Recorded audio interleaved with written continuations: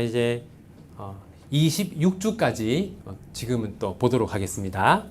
제14주 그는 성령으로 잉태되어 동정녀 마리아에게 나시고 1번입니다. 그는 성령으로 잉태되어 동정녀 마리아에게서 나시고 라는 고백의 의미는 무엇입니까? 이 고백에서 우리는 크게 세 가지를 믿는다고 말하는데요. 첫 번째는 마리아를 통해 태어나신 분은 평범한 인간이 아니라 하나님이라는 겁니다. 마태복음 1장 23절 보십시오. 거기 한번 밑줄 그어 보십시오. 하나님이 우리와 함께 계시다. 그러니까 마리아를 통해 출생한 분은 평범한 사람이 아니라 하나님이십니다. 두 번째는 하나님이신 예수님은 부모의 능력이 아니라 성령의 능력으로 잉태되셨다라는 겁니다. 이게 무슨 말이냐면요. 여러분, 우리는 모두 다 부모의 능력으로 잉태되었습니다.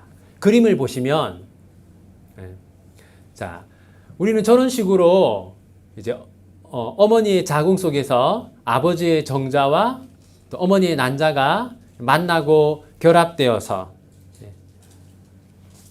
그렇게 해서 이제 우리가 이렇게 만들어지지 않았습니까? 모든 사람들은 이런 과정 속에서 부모의 능력으로 만들어지는 과정 속에서 부모의 원죄를 물려받습니다.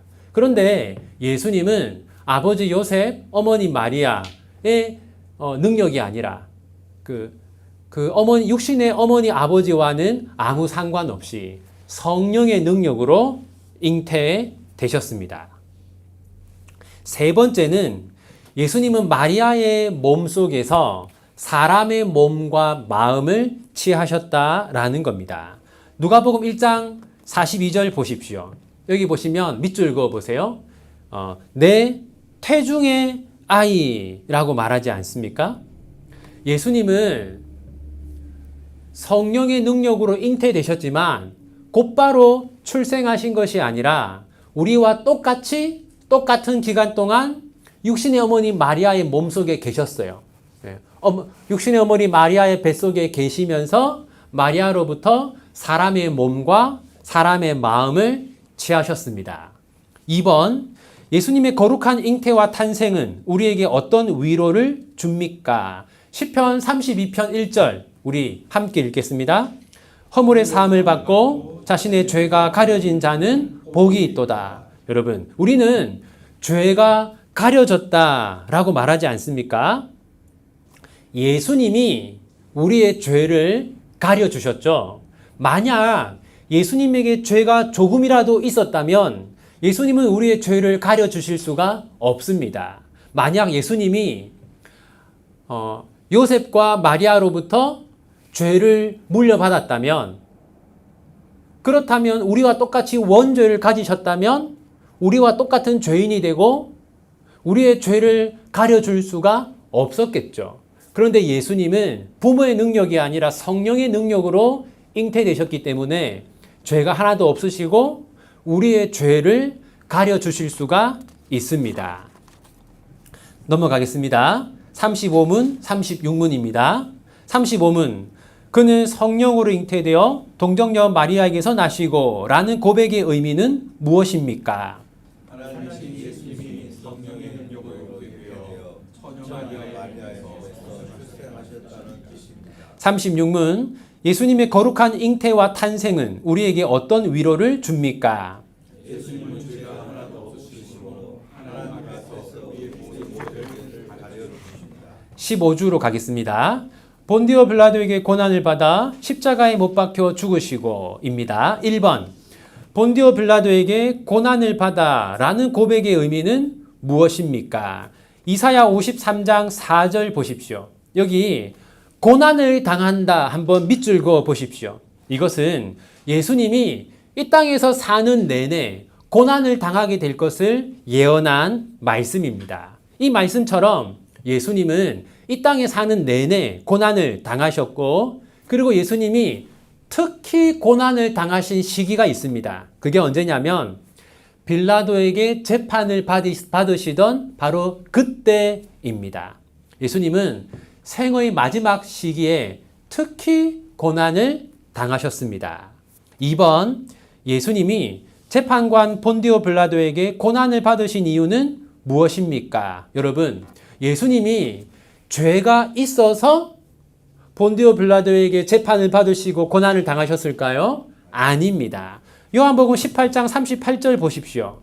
빌라도가 뭐라고 했습니까? 나는 그에게서 아무 죄도 찾지 못하였노라. 예수님은 자신의 죄가 아니라 우리의 죄 때문에 재판을 받으시고 사형을 당하셨습니다. 여러분, 우리는 마지막 날에 심판에 이르는 재판을 당하지 않을 것입니다. 왜 그렇습니까? 예수님이 우리 대신 재판을 받으시고 우리 대신 유죄 판결을 받으셨기 때문입니다. 3번, 왜 예수님은 나무에 달려 죽으셨습니까? 여러분, 예수님이 나무 십자가에 달려 돌아가시지 않았습니까? 그 이유는 다음과 같습니다. 갈라디아서 3장 13절 보십시오. 그냥 밑줄 읽어보세요. 그리스도께서 우리를 위하여 저주를 받은 바 되사. 그리스도께서 우리를 위하여 저주를 받은 바 되사. 그리고 제일 뒷부분 보십시오. 나무에 달린 자마다 저주 아래 있는 자라 하였습니다. 나무에 달려 죽는 것은 하나님의 저주 받음을 상징합니다. 예수님은 우리가 받아야 할 저주를 대신 받았음을 보여주기 위해서 하나님의 섭리 가운데 나무 십자가에 달려 죽으신 겁니다. 넘어갑니다. 37, 38, 39문입니다. 37문. 본디오 빌라도에게 고난을 받아 라는 고백의 의미는 무엇입니까? 예수님은 항상 고난을 받으셨지만 특히 생의 마지막 순간에 우리 대신 하나님의 진노를 받으셨습니다. 38문. 예수님이 재판을 받으신 이유는 무엇입니까? 예수님은 죄가 하나도 없으시지만 우리의 죄 때문에 재판을 받으셨습니다. 39문. 왜 예수님은 나무에 달려 죽으셨습니까? 우리가 받아야 할 저주를 대신 받으셨기 때문입니다. 16주입니다. 본디오 빌라도에게 고난을 받아 십자가에 못 박혀 죽으시고 부분입니다. 1번. 왜 예수님은 죽으셔야 했습니까? 여러분, 죄에 대한 하나님의 심판이 무엇입니까? 사망입니다. 그러므로 예수님이 우리에게 구원을 주시기 위해서는 예수님이 어디까지 순종하셔야 합니까? 죽기까지 순종하셔야 합니다. 예수님이 죽으신 것은 죄에 대한 하나님의 정의를 이루고 우리를 구원하시기 위해서 죽기까지 순종하신 것이죠. 2번, 왜 예수님은 장례식을 치르셔야 했습니까? 성경을 보면 예수님이 장례식을 치르는 장면이 나오지 않습니까? 그것은 예수님의 죽음이 허구의 사건이 아니라 사실임을 증명하기 위한 것입니다. 3번, 예수님이 우리 대신 죽으셨는데 왜 우리는 여전히 죽어야 합니까? 여러분, 요한복음 5장 24절 보십시오. 여기 밑줄 그어 보십시오. 영생을 얻었고 심판에 이르지 아니하나니. 여러분, 우리는 영생을 얻었고 심판에 이르지 않는다고 했잖아요. 그러면 죽지 않아야 하는 것 아닙니까? 그 이유는 다음과 같습니다. 여러분, 세상 사람들의 죽음은 심판의 결과입니다. 그들은 심판을 받기 위해서 죽는 겁니다. 우리는 왜 죽습니까? 신자의 죽음은 천국으로 가는 통로입니다. 우리는 영생을 얻기 위해서 죽는 것입니다. 그러니까 세상 사람들이나 우리나 죽는다는 것은 똑같지만 죽음의 의미가 달라진 것이죠. 4번, 예수님의 죽음이 우리에게 주는 유익은 무엇입니까? 로마서 6장 6절 보십시오. 여기 보시면 예수님의 죽음이 우리에게 주는 의미가 나오는데요. 밑줄 그어 보십시오. 우리가 죄에게 종노릇하지 아니하려 함이니. 우리가 죄에게 종노릇하지 아니하려 함이니. 예수님이 우리 대신 죽으신 것은 우리가 죄에게 그리고 사탄에게 종노릇하지 않게 하려는 것입니다. 예수님은 사탄의 권세에서 고통받는 우리를 위해서 우리 대신 죽으셔서 우리를 사탄의 권세에서 해방하셨습니다. 5번, 예수님이 지옥으로 가셨다는 것은 어떤 뜻입니까? 사도신경 원문에는요, 예수님이 지옥으로 가셨다라는 내용이 있는데요. 이것은 예수님이 실제로 지옥으로 가셨다는 것이 아닙니다. 여러분, 마태복음 26장 38절 보십시오. 매우 고민하여 죽게 되었으니. 예수님이 그 십자가의 죽음을 당하는 과정 속에서 얼마나 큰 고통을 받으셨는지를 알 수 있는 말씀입니다. 예수님은 실제로 지옥으로 가신 것이 아니라 지옥의 고통을 당하셨어요. 지옥과 같은 고통을 당하신 것이죠. 예수님이 우편의 강도에게 뭐라고 하셨습니까? 네가 오늘 나와 함께 낙원에 있으리라. 예수님은 죽으시고 지옥으로 가신 게 아니라 낙원으로 가셨습니다. 그래서 사도신경에 있는 예수님이 지옥으로 가셨다라는 표현은 실제로 지옥으로 갔다는 게 아니라 지옥의 고통을 말하는 겁니다. 넘어갑니다. 40, 41, 42, 43, 44문입니다. 40문. 왜 예수님은 죽으셔야 했습니까? 하나님의 정의가 죽음을 요구하기 때문입니다. 왜 예수님은 장례식을 치르셔야 했습니까? 예수님의 죽음이 사실임을 증명하기 위해서입니다. 42문. 예수님이 우리 대신 죽으셨는데 왜 우리는 여전히 죽어야 합니까? 예수님의 죽음은 형벌이 아니라 영생으로 들어가는 불론입니다. 43문. 예수님의 죽음이 우리에게 주는 유익은 무엇입니까? 이제 우리의 죄와 죄에서 벗어났습니다. 44문. 예수님이 지옥으로 가셨다는 것은 어떤 뜻입니까? 예수님이 우리 대신 지옥의 고통을 당하셨다는 뜻입니다. 넘어갑니다. 제17주. 장사된 지 사흘 만에 죽은 자 가운데서 다시 살아나셨으며 부활에 대한 것이죠. 1번 질문입니다. 예수님의 부활이 우리에게 주는 유익은 무엇입니까? 자, 예수님의 부활이 우리에게 주는 유익은 크게 세 가지인데요. 첫 번째는 예수님의 부활로 인해서 우리는 의로운 사람으로 인정을 받습니다. 로마서 4장 25절 보십시오. 밑줄 그어보세요. 우리를 의롭다 하시기 위하여 살아나셨느니라. 이건 무슨 말이냐면 여러분, 자, 예수님은 우리의 죄 때문에 죽으셨지 않습니까? 그러니까 예수님이 부활했다는 것은 우리의 죄 문제가 모두 사라졌다는 증거입니다. 예수님이 부활하셨다는 것은 우리가 죄인이 아니라 의인이 되었다는 확실한 증거입니다. 자, 두 번째. 예수님의 부활로 인해서 우리는 새로운 사람이 되었습니다. 로마서 6장 4절 보십시오. 이것도 예수님의 부활의 유익을 말하는 말씀인데요. 제일 뒷부분에 한번 밑줄 그어보세요. 우리로 또한 새 생명 가운데서 행하게 하려 함이라. 우리로 또한 새 생명 가운데서 행하게 하려 함이라. 이것은 우리가 새로운 사람으로 살아가게 하려고 부활하셨다라는 뜻입니다. 여러분, 우리가 과거에는요, 사탄이 마치 우리의 주인처럼 우리를 지배하고 조종했습니다. 그런데 예수님의 죽음과 부활로 인해서 이제 우리의 주인은 사탄이 아니라 누구입니까? 예수님이 우리의 주인이죠. 그래서 우리는 사탄의 종으로 살지 않고 예수님의 종으로 살 수 있게 되었습니다. 새로운 사람으로 살 수 있게 된 것이죠. 그러면 지금은 사탄이 우리에게 아무런 영향을 미치지 못하느냐? 그것은 아닙니다. 과거에는 사탄이 우리에게 주인으로 행세를 했다면 지금 사탄은 우리에게 손님으로 행세합니다.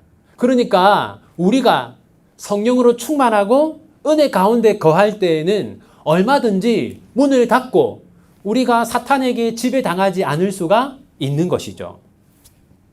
세 번째는 부활의 소망을 가지고 살아간다는 겁니다. 로마서 8장 11절 보십시오. 밑줄 그어보세요. 제일 뒷부분에 너희 죽을 몸도 살리시리라. 너희 죽을 몸도 살리시리라. 예수님의 부활은 우리도 언젠가 부활한다는 증거입니다. 넘어갑니다. 제 17주 45문입니다. 예수님의 부활이 우리에게 주는 유익은 무엇입니까? 예수님은 우리를 의롭다 하시기 위해 부활하셨습니다. 둘째, 예수님의 부활로 인해 우리는 새 사람이 되었습니다. 셋째, 예수님이 부활하셨으므로 우리도 반드시 부활할 것입니다. 넘어갑니다. 18주입니다. 하늘에 오르시어 전능하신 아버지 하나님 우편에 앉아 계시다가를 보겠습니다. 1번 하늘에 오르시어 라는 고백의 의미는 무엇입니까? 자, 여러분 사도행전 1장 9절 보면요. 예수님이 하늘로 올라가셨다라고 하지 않습니까? 이것을 승천이라고 하는데요. 그런데 예수님이 올라가신 하늘은 일반적인 하늘이 아닙니다. 에베소서 4장 10절에는요. 이 하늘을 하늘 위에 있는 하늘이라고 합니다. 또 고린도후서 12장 2절에서는 낙원이라고 합니다. 그러니까 우리가 눈으로 볼 수 있는 저 하늘이 아니라는 것이죠. 그래서 영적인 하늘입니다. 다음으로 그럼 예수님이 그 하늘에서 무엇을 하시는가? 잠시만요. 고린도후서에 보면 이 사도 바울이 삼층천이라고 셋째 하늘을 얘기하지 않습니까? 그 셋째 하늘이 바로 예수님이 계신 하늘입니다. 그래서 첫째 하늘은 우리가 눈으로 볼 수 있는 하늘, 대기권을 말하고요. 둘째 하늘은 우주를 말합니다. 그 다음에 셋째 하늘이 바로 초월적인 공간, 하나님이 계신, 성부 하나님이 계신 곳, 또 우리가 낙원이라고 하는 곳, 그곳이 바로 셋째 하늘, 예수님이 계신 곳입니다. 예수님은 거기서 무엇을 하시느냐? 로마서 8장 34절을 보면요. 예수님은 자, 하나님 우편에서 무엇을 하신다고 합니까? 우리를 위하여 간구하신다. 그러니까 예수님은 하늘로 올라가신 이후에는 우리의 구원을 위해서 아무것도 하지 않는 것이 아니라 하늘에서도 여전히 우리의 구원을 위해서 일하고 계십니다. 2번, 예수님이 하늘에 계시다면 지금 우리 곁에는 계시지 않습니까? 여러분 마태복음 28장 20절 보십시오. 우리 함께 읽겠습니다. 내가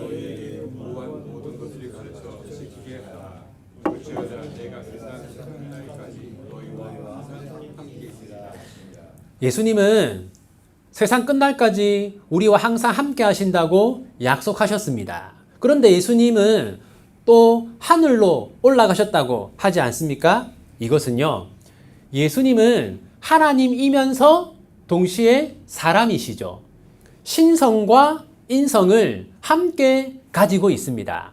그러니까 여러분, 예수님의 인성은 어디에 있습니까? 하늘에 있습니다. 예수님은 신성으로는, 하나님으로는 온 우주에 편재하십니다. 그러니까요, 예수님의 몸은 하늘에 있죠. 인성은 하늘에 있지만 예수님의 신성은 항상 우리 곁에 있는 겁니다. 그래서 인성으로는 하늘에 계시고 신성으로는 늘 우리와 함께 하신다. 이렇게 말합니다. 3번, 그렇다면 예수님의 신성과 인성은 분리되어 있습니까? 자, 여러분 골로새서 2장 9절 우리 함께 읽겠습니다. 그 안에는 신성의 모든 충만이 육체로 거하시고, 여기서 그 안이라는 것은 예수님의 인성을 말하는 겁니다. 예수님의 몸, 사람으로서 예수님 몸 안에 신성이 충만히 있다고 합니다. 이것은 예수님의 인성과 신성이 분리되지 않았다라는 겁니다. 예수님의 신성과 인성은 하나로 결합되어 있지만 네, 인성은 하늘에 신성은 모든 곳에 라는 뜻입니다.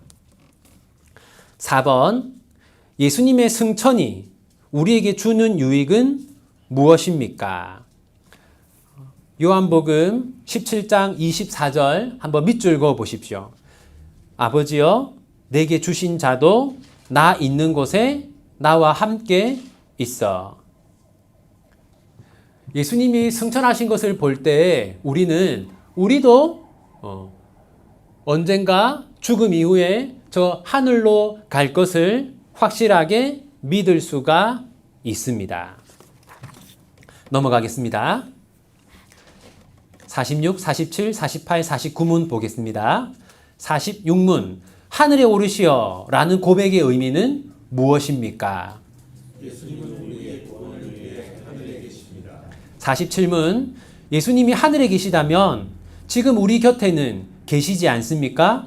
인성은 하늘에 계시지만 신성은 항상 우리 하십니다. 예수님의 신성과 인성은 분리되어 있습니까? 아닙니다. 예수님의 신성과 인성은 항상 결합되어 있습니다. 예수님의 승천이 우리에게 주는 유익은 무엇입니까? 우리도 예수님처럼 하늘로 나아가는 것입니다. 네, 19주입니다. 19주는 하늘에 오르시어 전능하신 아버지 하나님 우편에 앉아 계시다가 거기로부터 살아있는 자와 죽은 자를 심판으로 오십니다. 입니다. 1. 예수님이 하나님 우편에 앉아 계신다는 것은 어떤 뜻입니까? 여러분, 이것은 비유입니다. 성부 하나님에게 몸이 있습니까? 없죠. 그러니까 성부 하나님에게는 오른쪽 우편도 없습니다. 그러니까 이것은 실제 방향을 말하는 것이 아니라 이것은 예수님이 성부 하나님과 동등한 위치, 동등한 지위에 있다는 것을 말하는 겁니다.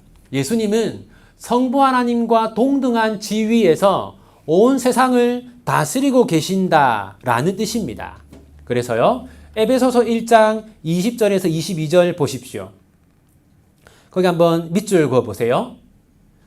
오른편에 앉히사 모든 통치와 오른편에 앉히사 모든 통치와 그리고 여러분 하나님 오른편이라는 것은 모든 것을 통치하는 자리입니다. 예수님이 하나님 오른편에 계신다는 것은 하늘에서 온 세상을 통치하고 계신다라는 뜻입니다.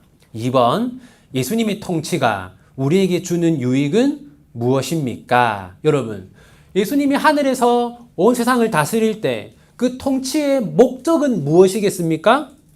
우리의 구원입니다. 예수님은 우리의 구원을 위해서 온 세상을 다스립니다. 요한복음 10장 28절 보십시오. 밑줄 그어 보세요. 또 그들을 내 손에서 빼앗을 자가 없느니라. 세상을 통치하시는 예수님의 그 통치는요, 자기 백성들을 보호하는 통치입니다. 예수님은 우리를 구원하기 위해서 온 세상을 다스리십니다. 3번, 예수님의 재림은 우리에게 어떤 위로를 줍니까? 마태복음 25장 34절 보십시오. 마지막 날에 예수님이 우리에게 무엇을 주십니까? 밑줄 그어 보세요. 너희를 위하여 예비된 나라를 상속받으라. 하나님은 모든 신자들에게 천국을 선물로 주실 겁니다. 동시에 그때 모든 악인들은 심판하실 겁니다. 넘어갑니다. 50, 51, 52문입니다. 50문. 예수님이 하나님 우편에 앉아 계신다는 것은 어떤 뜻입니까? 예수님이 하늘에서 만물을 통치하신다는 뜻입니다. 51문. 예수님의 통치가 우리에게 주는 유익은 무엇입니까? 예수님이 우리의 구원을 위해 세상을 통치하십니다. 예수님의 재림은 우리에게 어떤 위로를 줍니까? 우리의 원수들을 벌하시고 우리는 천국으로 인도하실 것입니다. 자, 넘어갑니다. 20주. 나는 성령을 믿으며 이제부터 성부에 대한 신앙 고백, 성자에 대한 신앙 고백이 끝났고 이제 성령과 성령의 사역에 대한 신앙 고백입니다. 자, 1번. 성령에 관하여 우리는 무엇을 믿습니까? 여러분, 나는 성령을 믿는다라고 할 때 그것은 크게 두 가지를 믿는 겁니다. 첫 번째는 성령이 하나님이심을 믿는 겁니다. 마태복음 28장 19절 보십시오. 아버지와 아들과 성령을 동등하게 말하지 않습니까? 그러니까 성령은 성부, 성자와 동등한 하나님입니다. 여러분, 이단들은요, 성령을 성부, 성자와 동등한 하나님으로 믿지 않습니다. 예를 들어서 유대교, 성부만 하나님으로 믿죠. 또 여호와의 증인, 거기도 성부만을 하나님으로 믿습니다. 또 많은 이단들이 성령을 하나님으로 믿지 않는 경우가 많이 있습니다. 하지만 우리는 성령을 하나님으로 믿습니다. 두 번째는 성령이 나에게 임하신 것을 믿습니다. 고린도전서 3장 16절 보십시오. 하나님의 성령이 너희 안에 계시는 것을 알지 못하느냐. 성령님은 우리를 구원하기 위해서 우리 마음속에 거하십니다. 우리는 이것을 믿습니다. 나를 구원하기 위해서 하나님이신 성령님이 내 마음속에 계신다라는 것을 우리는 믿습니다. 넘어갑니다. 제20주 53문. 성령에 관하여 우리는 무엇을 믿습니까? 첫째, 성령이 하나님이심을 믿습니다. 둘째, 성령이 나에게 임하신 것을 믿습니다. 이제 21주로 넘어갑니다. 거룩한 공교회와 성도의 교제와 죄를 용서받는 것과, 여기 보면 여러분, 자, 이제 교회에 관한 것, 성도의 교제에 관한 것, 죄를 용서받는 것, 이런 것들이 왜 성령에 대한 신앙 고백인가? 이런 것들은요, 이렇게 우리가 이제 이해하시면 되는데요. 성부 하나님은 우리의 구원을 계획하셨습니다. 성자 하나님은 십자가에서 우리 대신 죽으심으로 우리의 구원을 이루셨습니다. 그 다음에 성령 하나님은 우리에게 구원을 적용하는 일을 하십니다. 그러니까 우리가 교회로 모이는 것, 성도의 교제를 나누는 것, 죄를 용서받는 것, 이런 것들이 다 성령께서 우리에게 구원을 적용하는 사역들이기 때문에 성령의 사역으로 포함하는 겁니다. 자, 1번. 공교회란 무엇입니까? 먼저 여러분, 공교회가 무엇이냐면요. 자, 모든 시대, 그리고 모든 장소를 아울러서 구원받은 사람들의 총집합입니다. 모든 시대와 모든 장소를 아울러서 구원받은 사람들의 총집합이 공교회입니다. 자, 우리는 이 공교회에 관하여 세 가지를 믿습니다. 첫 번째, 공교회가 세상 마지막 날까지 있을 것을 믿습니다. 여러분, 교회를 향한 공격이 있지 않습니까? 그럼에도 불구하고 교회는 사라지지 않고 세상 마지막 날까지 있을 겁니다. 이사야 59장 21절 보십시오. 여기 밑줄 읽어보세요. 내 후손의 입에서와 내 후손의 입에서 떠나지 아니하리라. 이 말은 뭐냐면요. 믿음을 가진 사람들이 대대손손 사라지지 않고 이 땅에 계속해서 존재할 것이다 라는 겁니다. 그러니까 예수님이 다시 오실 때까지 세상 마지막 날까지 교회는 이 땅 어딘가에 남아 있을 겁니다.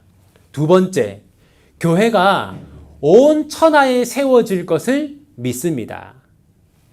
창세기 26장 4절 보십시오. 천하 만민이 복을 받으리라.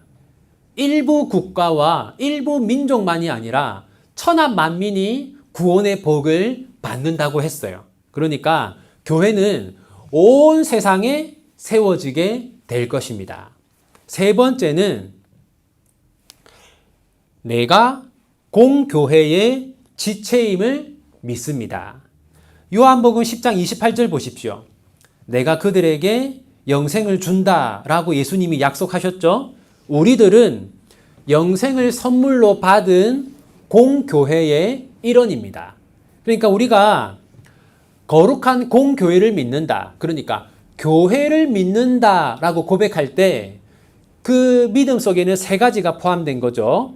그러니까 교회는 마지막 날까지 존재할 것이다. 교회는 온 세상에 세워질 것이다. 나도 교회의 일원이다. 라는 것이 교회에 대한 신앙 고백에 포함된 겁니다. 2번, 성도의 교제는 무엇을 의미합니까?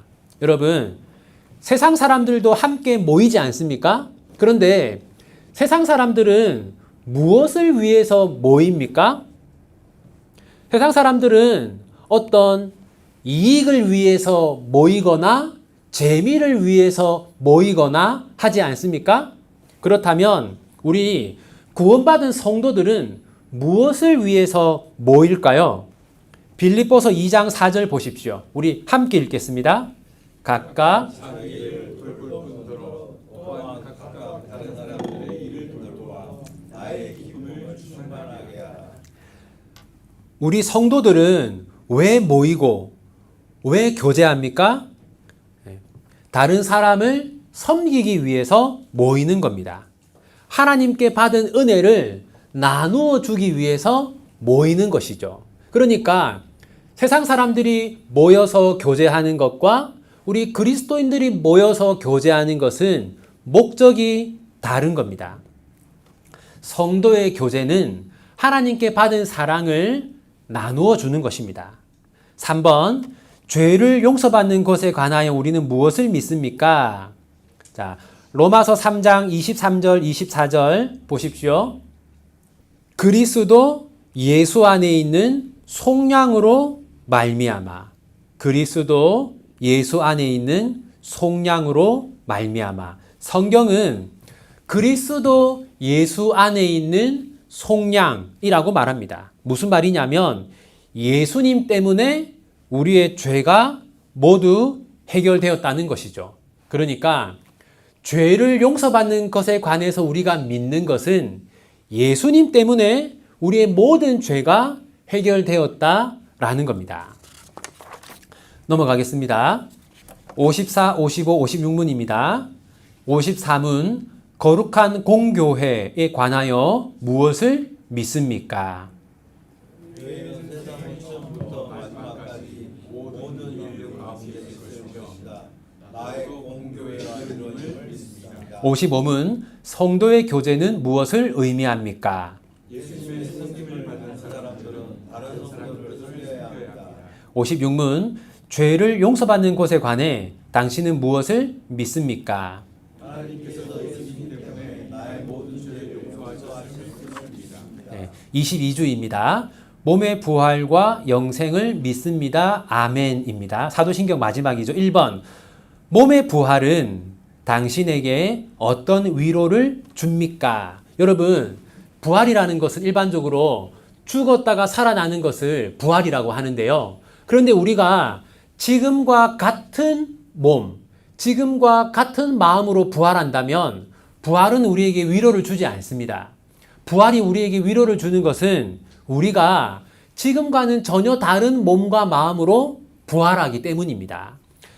고린도전서 15장 53절 우리 함께 읽겠습니다. 이 썩을 것이 반드시 썩지 아니할 것을 믿겠고 이 죽은 것이 죽지 아니함을 이루리라. 우리는 죽지 않고 또 죄짓지 않고 또 병들거나 늙지 않는 몸으로 부활하게 될 것입니다. 그래서 부활이 우리에게 위로가 되는 것이죠. 2번, 영생은 당신에게 어떤 위로를 줍니까? 우리는 일반적으로 영생을 양적인 개념으로 생각하는데요. 성경을 보면 영생을 질적인 개념으로 설명합니다. 고린도전서 2장 9절 보십시오. 영생에 대한 설명인데요. 한번 밑줄 그어보세요. 눈으로 보지 못하고 귀로 듣지 못하고 사람의 마음으로 생각하지도 못하였다 함과 같으니라. 그러니까 영생이라는 것은 우리가 이 땅에서 경험해 보지 못한, 이 땅에서 상상도 할 수 없었던 즐거움을 말하는 것입니다. 영생이란 단순히 오래오래 사는 것이 아니라 무한한 즐거움입니다. 넘어갑니다. 57, 58문입니다. 57문. 몸의 부활은 당신에게 어떤 위로를 줍니까? 너희 예수님처럼 영광스러운 몸으로 부활할 것입니다. 58문. 영생은 당신에게 어떤 위로를 줍니까? 나는 하나님 곁에서 완전한 즐거움을 영원히 누릴 것입니다. 23주입니다. 믿음에 관한 내용입니다. 1번. 사도신경을 믿는 것은 우리에게 어떤 위로를 줍니까? 여러분, 하박국 2장 4절 보십시오. 거기 밑줄 읽어보세요. 의인은 그의 믿음으로 말미암아 살리라. 의인은 그의 믿음으로 말미암아 살리라. 하나님은 어떤 사람을 구원합니까? 믿음을 가진 자, 참된 믿음을 가진 자를 구원하시죠. 그런데 참된 믿음은 어디에 요약되어 있습니까? 사도신경에 요약되어 있습니다. 그러므로 여러분들이 사도신경을 믿는다면 참된 믿음을 가진 것이고 참으로 구원받은 자인 것이죠. 2번, 우리는 어떻게 하나님 앞에서 의롭게 됩니까? 로마서 3장 26절 보십시오. 밑줄 그어보세요. 예수 믿는 자를 의롭다 하려 하심이라. 예수님을 믿을 때 의롭게 됩니다. 여러분, 여기서 예수님을 믿어서 의롭게 된다라고 할 때 예수님이 중요합니까? 믿음이 중요합니까? 네, 예수님이 중요하죠. 자, 그래서 3번 질문이 나오는 겁니다. 3번. 믿었기 때문에 의롭게 된 것입니까? 여러분, 로마서 3장 21절, 22절 보십시오. 밑줄 그어보세요. 예수 그리스도를 믿음으로 말미암아. 믿기는 믿었는데 예수님을 믿었기 때문에 의롭게 되는 것입니다. 그러니까 믿음의 대상으로서 예수님이 있고 믿음의 행위로서 나의 믿음이 있는데요. 나의 믿음 때문에 구원받는 게 아니라 믿음의 대상인 예수님 때문에 구원을 받는 것이죠. 그래서 종교개혁자들은 이렇게 구분을 했는데 예수님 때문에 믿음을 통해서라고 했습니다. 구원은 예수님 때문이고 믿음은 구원을 받는 수단과 도구라는 겁니다. 넘어갑니다. 23주. 59문. 사도신경을 믿는 것은 당신에게 어떤 유익을 줍니까? 내가 하나님 앞에서 의인임을 확신합니다. 60문. 당신은 어떻게 하나님 앞에서 의롭게 됩니까? 오직 예수 그리스도의 대한 참된 물만을 61문. 믿음 때문에 의롭게 됩니까? 아닙니다. 그리스도 때문에 의롭습니다. 믿음은 그리스도의 의를 전가받는 도구입니다. 네. 24주입니다. 선행과 상급입니다. 이제 믿음 때문에 의롭게 된다라고 하니까 그러면 율법, 순종, 선행 이런 것은 어떻게 되는 건가 하고 묻는 겁니다. 1번. 왜 선행으로는 하나님 앞에서 의로운 자가 될 수 없습니까? 믿음으로만 의롭게 된다고 하니까 이렇게 묻는 것이죠. 그 이유는 두 가지입니다. 첫 번째, 선행으로 하나님 앞에서 의로운 자가 되고자 한다면 모든 율법을 하나도 빠짐없이 지켜야 됩니다. 갈라디아서 3장 10절 보십시오. 자, 밑줄 그어보세요. 모든 일을 항상 행하지 아니하는 자는 저주 아래 있다. 무슨 말입니까? 율법으로 의롭게 되려면 모든 율법을 하나도 빠짐없이 지켜야 합니다. 그러니까 선행으로는 의롭게 될 수가 없습니다. 두 번째는 우리가 보기에는 선행이지만 하나님이 보기에는 죄로 오염되어 있기 때문입니다. 이사야서 64장 6절 보십시오. 밑줄 그어보세요. 우리의 의는 다 더러운 옷 같으므로. 여러분, 우리는 의롭다라고 말하는데 하나님은 더럽다라고 한다는 겁니다. 우리가 보기에는 선행이라도 하나님의 기준으로 볼 때는 부족함이 있다는 것이죠. 그러니까 선행으로는 의롭게 될 수가 없습니다. 2번. 그런데 왜 하나님은 우리의 선행에 상을 약속하셨습니까? 여러분, 선을 행하는 자에게 하나님께서 상을 주신다는 말씀이 있습니다. 그런데 그것은요, 보상이 아니라 선물입니다. 보상이 아니라 선물이다. 누가복음 17장 10절 보십시오. 예수님이 뭐라고 하셨습니까? 우리는 무익한 종이라. 우리가 한 것은 사실 하나님 앞에서 무익합니다. 그런데도 하나님은 선물로서 상을 주시는 것이죠. 우리의 선행에 그만한 가치가 있어서 상을 주는 게 아니라 그만한 가치가 없지만 선물로 상을 주시는 겁니다. 3번, 이러한 가르침은 사람들을 선을 행하지 않는 악인으로 만들지 않을까요? 로마 교회의 주장인데요. 그렇지 않습니다. 여러분, 로마 교회는 선행을 구원의 원인으로 가르치지 않습니까? 선행을 행해야 구원을 받는다. 그러니까 사람들에게 구원받으려면 선행을 행해야 한다라고 가르치는데요. 성경은 뭐라고 말합니까? 구원을 받아야 선행을 행할 수 있다라고 말합니다. 여러분, 빌립보서 2장 13절 보십시오. 밑줄 읽어보세요. 너희 안에서 행하시는 이는 하나님이시니.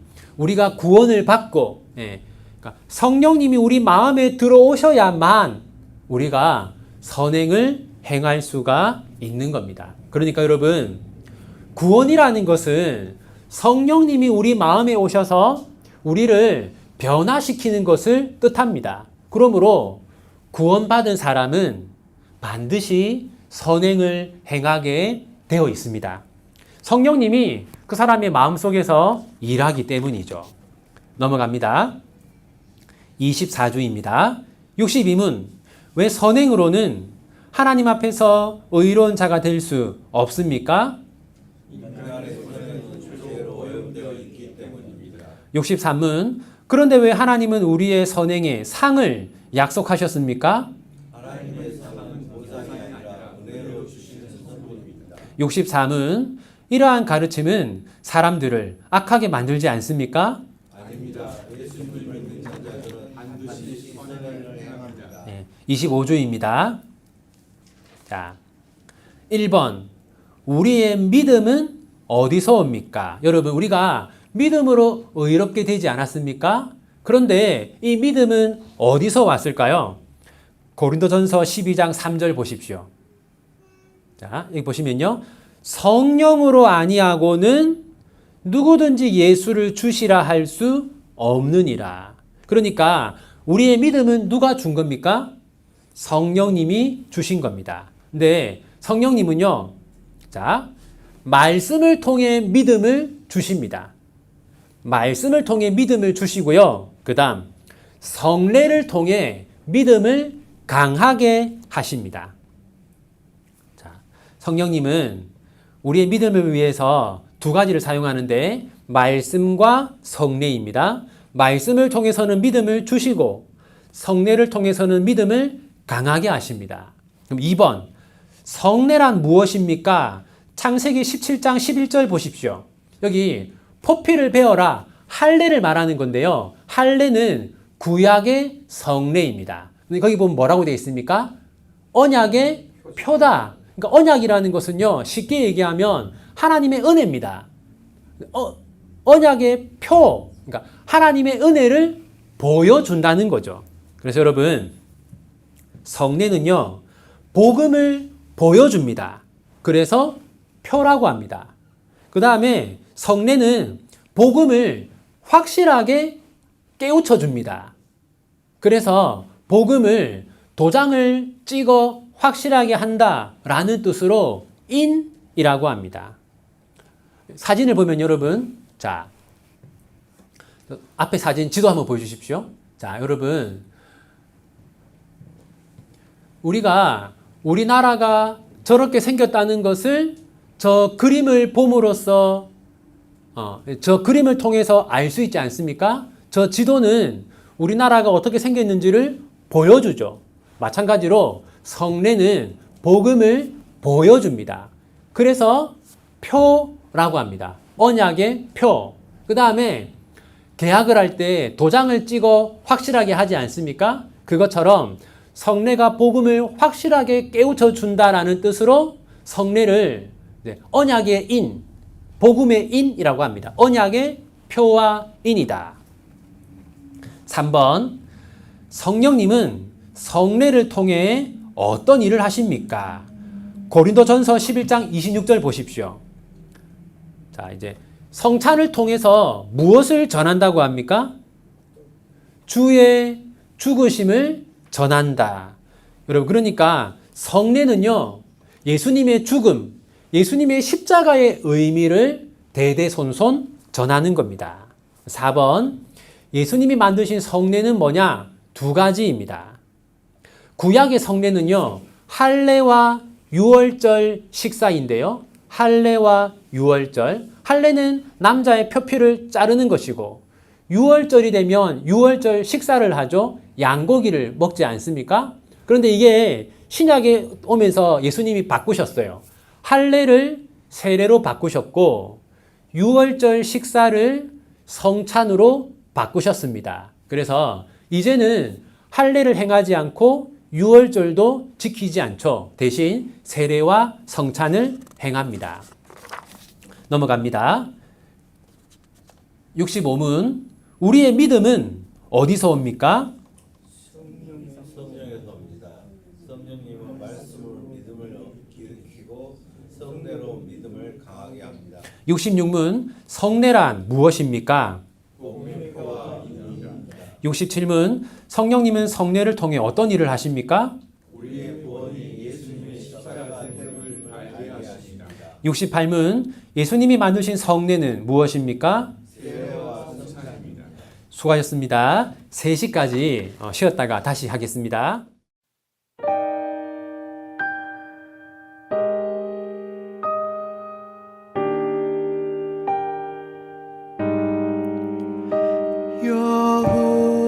여호와여 날 긍휼히 여기사 나를 붙드시고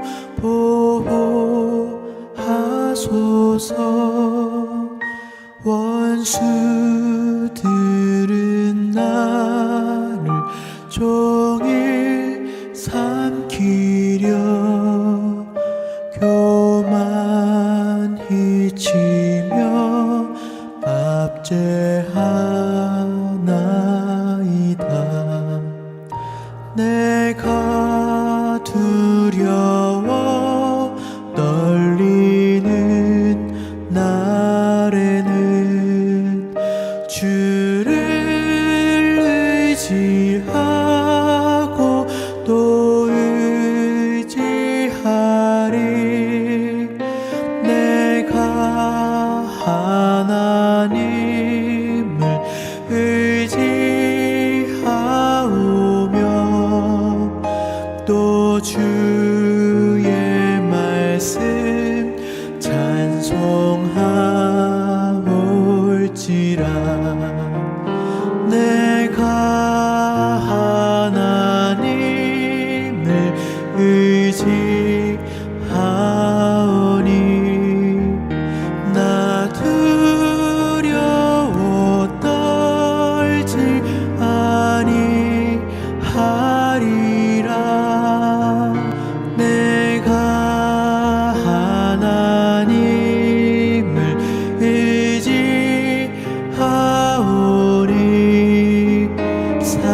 사람이 내게 어찌하리까.